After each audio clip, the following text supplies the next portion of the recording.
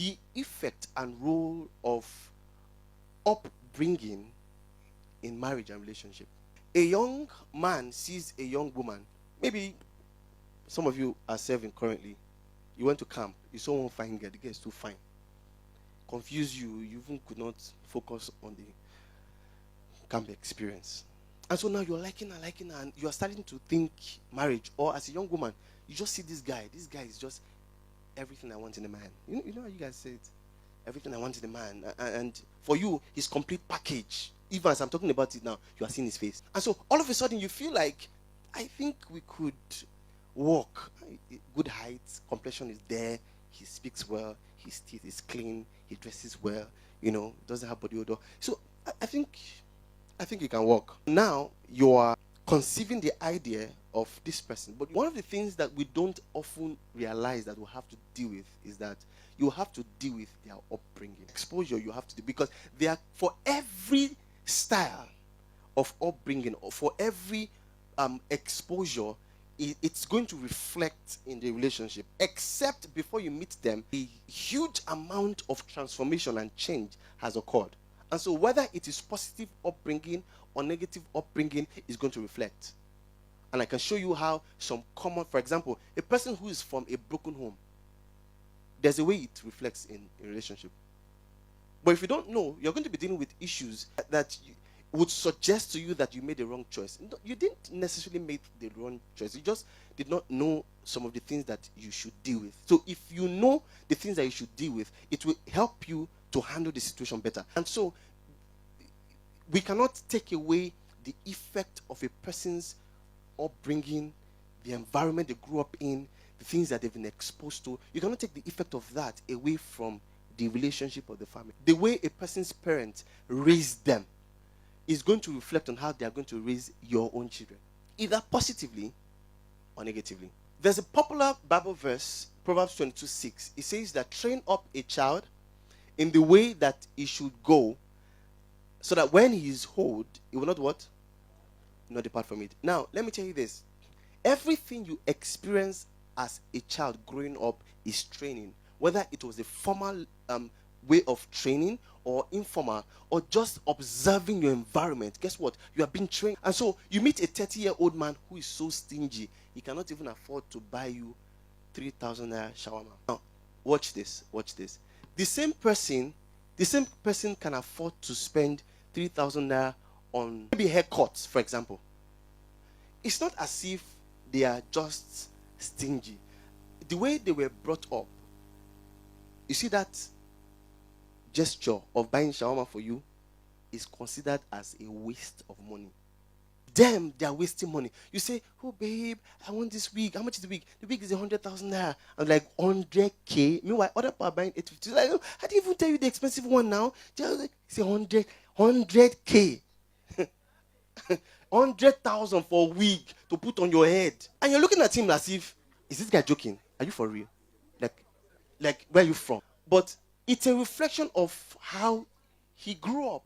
You see, for example, a lady who grew up in a house that her father was beating her mother. Now, what happens is that she grows up to become a woman and she makes a decision that no man will ever put me in this position. She meets a man who is not necessarily intending to beat her.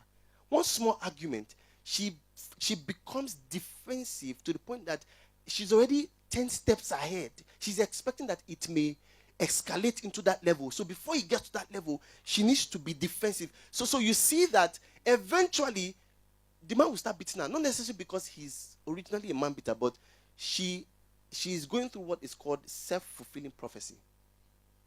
So because of her upbringing, she sees her father in the man. Meanwhile, the man has no relationship at all with her father. Sorry, let's go to parenting style. I want you to be able to detect right now what kind of parenting style was used in raising you. So types of parenting style. Let's start from there. Types of parenting style. Number one, authoritarian parenting style. This is actually a very strict and controlling style of parenting, where in some families it's the man, in other families it's the woman. So it is very strict and very controlling. And When you are told to jump, you don't ask questions. Is how high? Daddy's word is law. Say, don't touch this thing. Nobody touches it, including mommy. Now, that's a parenting style called the authoritarian. All right?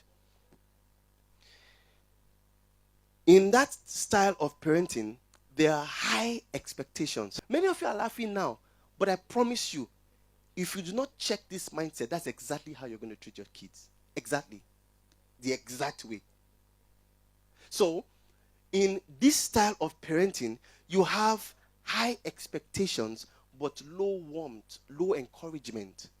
Little or no encouragement, in fact. The resultant effect of this style of parenting is that it will give you, you will grow up to become very obedient, but fearful, and you will lack confidence. This style of parenting, what happens is that the person will grow up to be very obedient. They know how to follow instructions, all right? But they are fearful. Their obedience is derived from fear of consequences of disobedience. Then, that individual also would lack confidence. They will have to do a lot to be confident. So, some people will have to go through life trying to prove themselves. I don't know if you understand what I'm saying. You try to prove yourself extra. You don't even have to. Many times, their love language will eventually be words of affirmation. Because, in all honesty, in most cases, not all, in most cases, your love language is derived from something you may have lacked growing up. This individual that grew up in this house, what happens is that they would fall into the category of people whose love language are words of affirmation, where they need validation. For every little thing, you want encouragement. You want to be encouraged. If you get encouragement, it's like, maybe you know how to make hair. But just make the hair. Just say, fine. They don't even tell you you did well. All of a sudden, you go somewhere and say, now you make this hair. My God, did it make sense? Oh, and you're like, what's so special about this? It doesn't look special to you. Simply because you grew up in an authoritarian home where there was high expectations but low encouragement or no encouragement. If you get into a relationship with such a person, I hope you now know what you're going to be dealing with. They do something small for you. They're expecting you to say, and you're like, I don't understand. Don't be normal thing for a woman to cook. Who shan't be say I cook for you? What's so special about cooking for you? And then she now carry you in her mind to the point where you now come for counseling and she's saying it's not appreciative. Things like that. And then for the men who grew up in homes like that, you struggle with expressing emotions because you're used to bang bang. Your house was barracks. It's hard for you to express emotion. And then you see women saying things like, I can't reach him. He's there, but I can't reach him. It doesn't feel. You tell him something that you expect him to say, oh, you say, what's be the moral of the story? So it's like the guy is just raw and just there. Like a log of wood. You know how ladies like romance. Guess what? If you are romantic and you're in a relationship with somebody who grew up in this home, she will say, baddest. So you're just dropping lines. So my God, you look so cute and sharp. It's not their fault. It's how they grew up. Are you understand what I'm saying? It's how they grew up. And so now you're dealing with a person's childhood experience. So number 2 parenting style is the permissive. The permissive. Now this kind of parenting style, the parent or parents are too lenient. Everything goes. Too lenient. In that home, they experience high warmth. So you are loved, everything, but low discipline. So there's no discipline in the house. If you end up with that kind of person, you're going to be struggling with an individual that lacks self-control and discipline. And even responsibility. Children who grew up under the permissive type of parenting, we said that they were going to struggle with what? Self-control and responsibility. All right. Now, the next one is neglectful style of parenting, where you had parents who who were emotionally unavailable. There were issues that you could not discuss with them. They were they were not there, especially with parents who were high professionals who took their work seriously. So they weren't even willing to listen to you talk. Kind of parenting has low warmth and low discipline. Children from homes like that, they are going to have attachment issues, especially the females. They struggle with relationships. Of course, you know that they would have discipline issues as well. Now, the last one, authoritative. Initially the first one was authoritarian, right? This is authoritative. They are different. Now, this particular style of parenting is the balanced and healthy style of parenting. The authoritative style of parenting. It has high warmth and high discipline, where there is warmth and there is discipline. So it's a balanced form of parenting. So anybody that comes from that type of home, they experience some level of decorum. When you date them, you have peace. Most times. Children that grow up in this environment, they are confident, they are responsible, they're emotionally stable. It's not very easy to randomly just select someone that is emotionally stable. I'll tell you why. In advanced countries, for example, when something traumatic happens to you, everybody recognizes that you have undergone trauma and they look for how they can contribute to your healing. Some of you are here, when you were growing up, as a child, Amobas came to the house, broke into the door. It was scary. Everywhere was shaking. And then the next morning, maybe your dad went to the police station to do police report and nothing came out of it.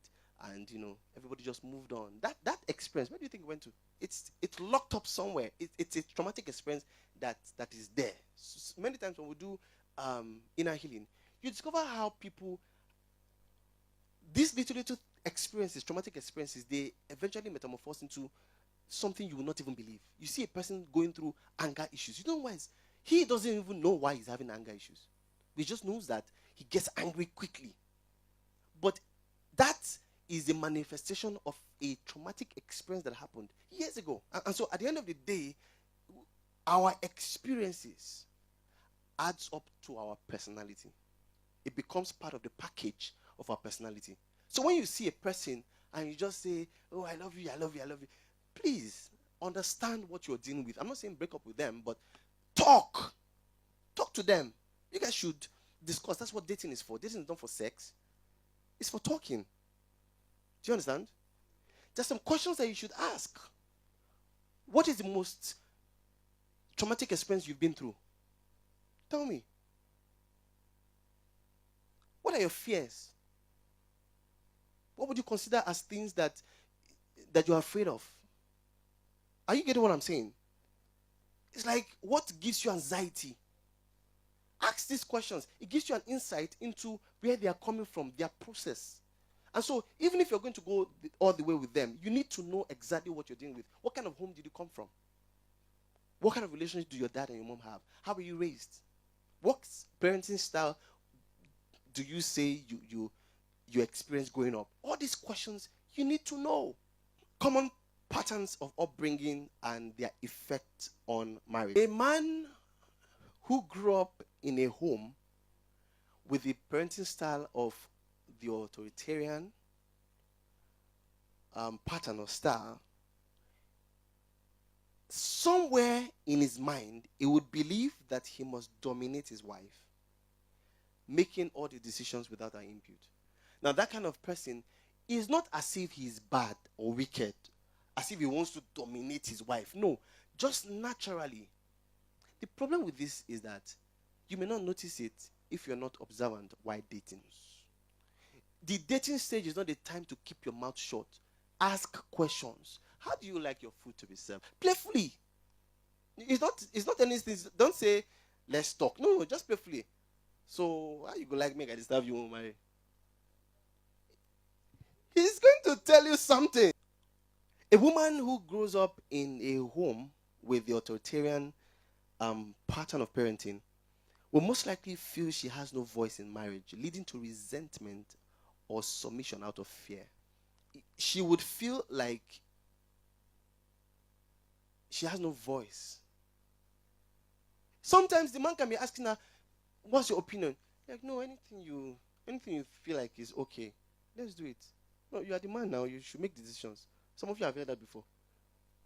You are the man now. You should make. He's telling you that let's reason together. Tell me what your likes are about this issue, what your dislikes are. But she's saying, no, now just make decision now.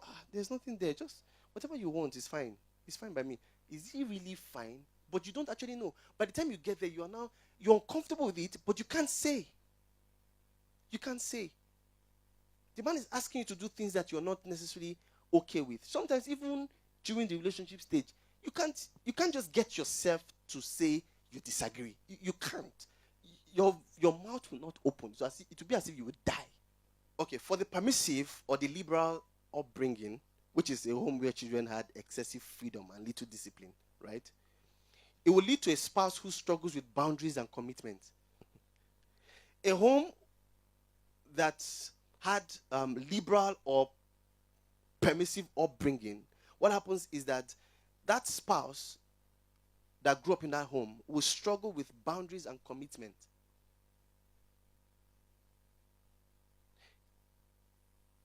And I won't say it. I can go and say something now. You go and break up with a nice young gentleman. Sometimes these people, they lack understanding of responsibilities in marriage. They just lack a sense because they grew up without walls. They grew up without boundaries. So you don't know what's appropriate and what's inappropriate. Some people, they started going to the club from their parents' house. Like, in the night, like this, they will go. Their parents can talk from night to tomorrow. Just nothing will happen, no consequences. You now meet them. You tell them that they should stay in one place. They'll ask you, hello, sir, where are you coming from? Even my father, no, if you stop me. Who are you? So now, I'm in love. What do I do? She doesn't listen. She doesn't listen. She doesn't have boundaries. Hello, sir. That's how it has always been. That's how she grew up. But if you don't understand these things, you are trying to change a person. You met them when they were 28 or 26. So for 26 years, something that they have been doing, in 2 months that they met you, you want them to change. Are you not a joker like that? Number 3, people who grew up from broken homes or raised by a single parent or raised amidst parental conflict, they may develop a fear of commitment and they may have abandonment issues. Now listen carefully. Listen carefully. They may develop a fear of commitment. They're just afraid. You guys can be people like this. They deceive themselves. If you go on social media, you hear them all of us say, "Is marriage achievement?" Because everybody have to get married. Anytime you hear a person say that, just know that there is a fundamental problem with their mindset. Because they want to love and be loved, but they don't want to commit. Do you understand? They want to get into that euphoria of just doing that, I love you, you love me. But that commitment, they don't. So when they get close to someone and they're really, it's going well. All of a sudden, they just, somewhere along the line, they just withdraw. They feel like one day, when I get too committed to you, abandon me. To the withdraw is the mindset. Number 4, those that grow up in healthy and balanced homes, a home where love, communication, and respect was rightly modeled, you see that such people, they will value partnership, they will value teamwork, they will have open communication, they will be emotionally stable, they will have a healthy approach to conflict resolution. Now, I want you to write this down. While upbringing influences a person, marriage requires forming a new, independent, and godly relationship. It is true that upbringing can influence a person. But the minute you start to think in the direction of marriage, you must be willing to form a new person. Do you understand what I'm saying? I said that you become a new person that is appropriate for that relationship. For every disagreement you have with a person, there's another person that they can date that most likely they will not have that disagreement with. So people are not necessarily bad. They just need to be fine-tuned to suit your preference. If there's anything you should quickly understand is this. Number one, a person who have not discovered themselves have no business being in a relationship. It is important that you become satisfactorily single before you become double. You see, you need to know yourself so that you will not surprise yourself. To be quite frank, you cannot effectively make the right choice of a man or a woman if you've not understood your own self. Because we often teach that before you engage into a relationship, you must have something we call a profile. The profile that we speak about is not something you make after you've met a person. Because you don't adjust the profile to suit the person you've met. You adjust the people to suit the profile. For example, when I say have a profile, your profile is divided into two categories. First category is what? Negotiables. Second category is what? Non-negotiables. So what we mean is that in the two categories, you have your negotiables, which means if they don't have this, well, it doesn't matter. But you have your non-negotiables, which means they must have this. If they don't have it, we can't, no matter how drop dead gorgeous they are, we can't deal. Do you understand? And I said that your negotiables should be things that are variable. She may be like that today, and you like slim ladies. So you decide to go for her because she's lekba. That was your non-negotiable. Tomorrow, things can happen and she will be full of the glory of God. Are you now going to cheat on her or jump to another person? No. There is the non-negotiable. And what's most important is the non-negotiables. Negotiables can vary from one person to another. For example, one person may like somebody who reads. If me, I'm a reader, so I want somebody who reads, so it can be challenging. I've read 10 books today. You have read. So at the end of the day, if you meet a person, he's handsome, he's cute, he is everything, but skin routine. He's doing all these things, but they read book. So at the end of the day, he's cute and everything, but as far as he doesn't read, no content. As far as he doesn't read, guess what? We don't deal. So I refer to you as the cute guy and let it end that way. But no, you have gone back to your profile and like, he doesn't read, but I can read for the both of us. You remove it. So you are adjusting the profile to suit the person. Now that's wrong because you end up with somebody that you don't want to be with. Because one day that's in your eye, it will clear. So when it clears, aha. See, Pastor used to teach us something. He says that it's either you learn in the conventional way or you learn by experience. As expensive as you think education is, right? Ignorance is more expensive. Because when life teaches you, it would have been cheaper if you learned in a conventional way like this. So, irrespective of the home that you grew up in, understand this. What's most important is the home that you decide to now have. All right? You must create the right atmosphere for your children.